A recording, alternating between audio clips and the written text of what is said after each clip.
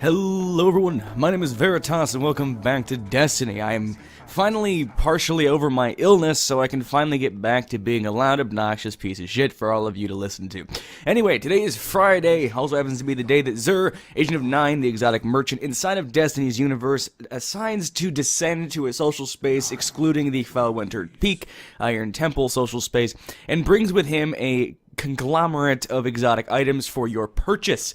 This week he has a primary legacy engram. This decrypts into a year 1 exotic primary, like in original Suros, things like that. This will max out at 170 light, so unless you need something like a Monte Carlo, if you were an Xbox player, the Monte Carlo was brought forward to year 2, like this one he has here, but if you never got it in year 1, then you still have a spot in your exotic kiosk. If you're trying to finish that off, I would go ahead and pick it up if you need a Monte Carlo, otherwise, don't bother with it. Moving into the items this week, he has the Twilight Garrison, the Frost-ees, and the Apotheosis Veil, or Apotheosis Veil, however you decide to descend from your dialect. Anyway, so the Twilight Garrison this week is a 92% stat roll that's pretty decent, not the best, not the worst. The one he sold a long time ago when he was in the Crucible hallway was, I think, a 96 or 98%.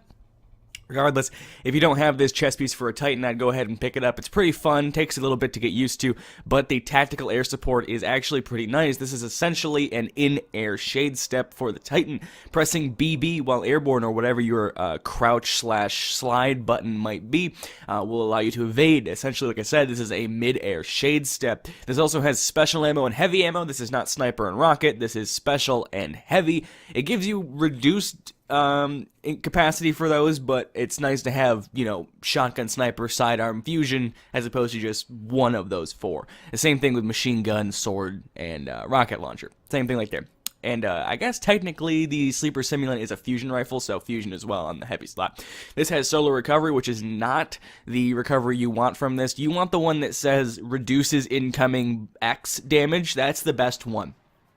This one's slightly useless, but solar recovery is not terrible, but there are better ones, and solar armor, any armor-based ones are pretty bad, so I wouldn't go with that. Decent chest piece, 92% there, definitely possible for a tier 12 build, things like that. Moving into the hunter boots, we have the frost-ees, are the FR0S-EE5s.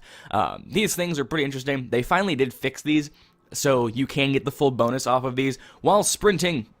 Let's see what this thing is. Rapid cooldown.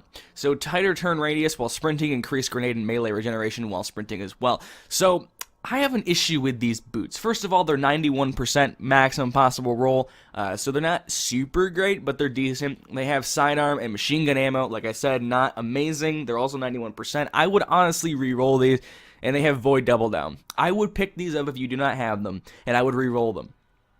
Mainly because they're at a pretty low on the percentage, but they also have sidearm and machine gun. I don't know a lot of people that use sidearm and machine gun. I would probably roll for anything and rocket ammo, pretty much is where I would go with these.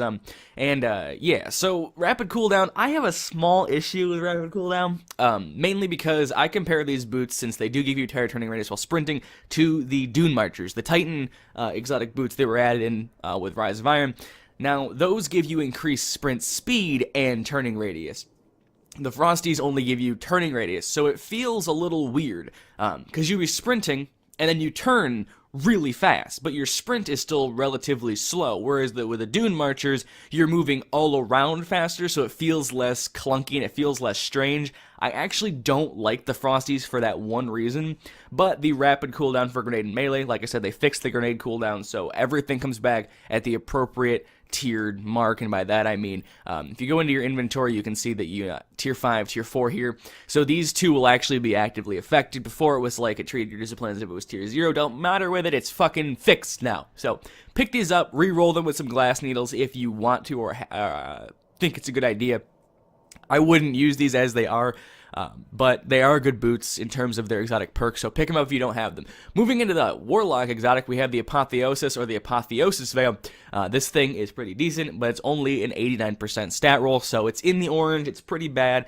It could be a lot higher, so if you do need this helmet, go ahead and pick it up. It's pretty neat, nice Bioshock looking helmet. I do like shaders on this one. Shaders look pretty nice on this helmet. But we have Private Reserves. Immediately regenerate health, melee, grenade energy upon activating your super. So this is a pretty good helmet all around for all supers. Actually pretty decent, especially for the Stormcaller. Basically what this does is once you've, activated your super, your Nova Bomb, your Sunsinger, or your Stormcaller, basically this regens your health immediately. Your melee and grenade energy is also regenerated immediately upon activation, so it's really good, I would say even for Sunsingers, because it negates the need for the cooldown to burn through. For Voidwalkers, it gives you a really good like double down on your grenades and melee, and as well for Stormcallers, this immediately gives you your grenade, melee, and health, especially when Storm Trancing. It's good to have that. So I would pick this up if you don't have it, but I'd also re-roll this to have better stats on it, better perks, things like that. Moving down into the weapon ornaments for the week, he has Prototype and the Wolves Remember. Prototype makes Truth look pretty interesting, and the Wolves Remember is actually a pretty nice looking, it makes the Young Wolves Howl look like it's made of like a meteorite or like a granite. Pretty nice looking sword, pretty nice looking rocket launcher. Pick these up if you want them or need them, 25 silver dust there for your purchasing ability. Down here in the Curios, we have a Plasma Drive and an Emerald Coil, quote unquote, and quote, because consistency is Bungie's biggest thing to the table. Anyway, so the Plasma Drive and the Emerald quote-unquote coil will allow you to upgrade a rare quality Sparrow from the Crucible or Vanguard Quartermasters. They have rare Sparrows for sale. Those Sparrows can then be upgraded with these vehicle upgrades and make them legendary quality with a blue and green trail respectively. Moving over to Heavy Ammo Synthesis, we have Heavy Ammo Synthesis. So these can be used in combat to fully regenerate your heavy ammo supply in the raid, etc. Does not work in Crucible, don't try it. And these can also be used to trade into faction leaders like Arak Jalal, Executor Hideo, and Lakshmi II. These can be used for Future War Cult, Dead Orbit, and New Monarchy to give you faction rank. This is the best form of faction rank up if you were going to do it in an artificial way. 33 strange coins, unexotic class itemed, and I think it's somewhere around 30 if you don't. It's weird, but it takes a lot less if you have the exotic class item buff of 10%. So pick these up. It takes 100 ammo synth to get a faction level, or I think like 80 something if you have the class item. Anyway, moving away from that, we have the 3 of coins. Ignore the entire description of this. I will tell you how it works. So if you use one of these, the next ultra/named enemy or Crucible match you complete, you have a small percentage chance of that dropping an exotic engram. That means if you go into Challenge of Elders and kill a boss, if you go into a strike and you kill Valis to Arc, if you go into a Crucible match and get destroyed, and then the end of the game pops up, the end of the game, the Ultra dying, the Vosik in the raid, those kind of things. If those people die, they have a chance of dropping an engram. If you don't see an engram fall onto your screen after that, use another one. And then kill a thing or finish a thing. If you don't see one, use another one. I like to go off this to people that don't understand how it works and say it's a 5% buff every time you use one and something dies and it doesn't drop an engram. So don't use 17 of these at once. You're wasting your time, and just maximize the time between when you use it and when the thing dies. So if you go to like the Tanic Strike Shadow Thief, use it at the beginning of the strike, and it you kill him at the end of the strike, that's a nice 10-minute window. If you wait until you get to the boss room and use it, you're going to have a less percentage. Moving into Glass Needles, these things are highly expensive. I don't recommend them to new players, but I would also use it on frost-ees this week if you have the extra coins, modes, and exotic shards. Glass Needles can be used to re-roll exotic armor, changing their stats and perks. So on the Frosties, if I use this for Twist Fate, it would change the perks here, and it would change the stats up here. Now, most exotic armors have, they are biased towards certain stats and perks. Some can't get some stats and perks, things like that. So if you're looking at something like, say, the Apotheosis Veil, this thing is always going to have intellect, as it is a super-based exotic, things like that. So be mindful of that. I think the Frosties always have discipline. Maybe. I think it might have discipline strength. But yeah, so you're always going to be weighted towards something. Go to Bungie.net and go to the armory, find the item you're trying to roll, and see what it can or can't have. Don't waste your time re-rolling it for something you cannot get. And as well, down in the material exchange, you have the worst conversion rate in all of Destiny history. Do not even bother with that. So like I said, Xur is in the Reef, the Vestian Outpost. From your director, go ahead and go to the left-hand side, pick the Reef, Vestian Outpost, and head to the social space. He's down in the corner over there being a nut. And that's all I got for you this week. That's all I got. I recommendations, probably the Frosties and the Twilight Garrison. Both are decent for PvP and PvE. Twilight Garrison's less PvE and more PvP. Apotheosis Veil is not super great, especially because it's a low stat roll, but I'd recommend picking it up if you don't have it. I didn't even talk about the Monte Carlo, did I? So the Monte Carlo, let's go back and talk about the Monte Carlo. I didn't even think about it. It's so, like, not worth the time. So let's talk about the Monte Carlo. I didn't didn't even talk about the Monte Carlo.